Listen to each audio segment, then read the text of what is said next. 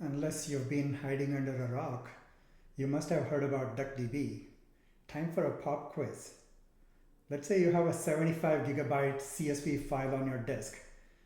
Will you use awk, grep, or DuckDB?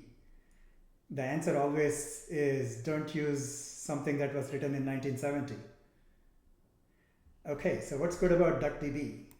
So let's take a look. Here is the ladybug demo DB in DuckDB format. So it's the same user, city, follows, and lives in 4 things in the database.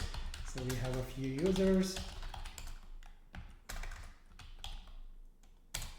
and some cities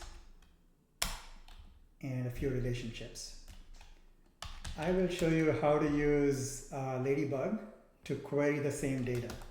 So you would start the Ladybug shell as always, and you use the DuckDB extension to attach the DuckDB database. Now you can run some simple queries like the tables have to be prefixed with the database name, which in this case is demo, and you're able to query tables. How about relationships? For relationships, for data that lives in DuckDB tables, you have to first mirror the relationship in Ladybug. You do that by creating a Ladybug rel table that is a relationship table for data that lives in DuckDB tables. Right? So you do that with this syntax that we introduced in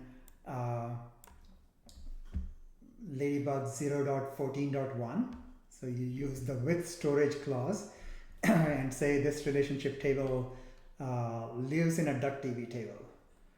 And subsequently, you'll be able to query relationships through tables that are in DuckDB, but the rel table is in Ladybug. So how does this actually work?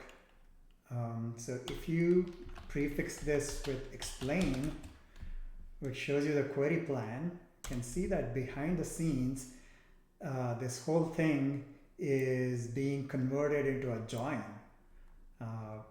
Sorry for all the funny sounding names, but we have to do that to ensure correctness and uniqueness. But there is a SQL join that's produced from the Ladybug query, and that's executing as efficiently as DuckDB can.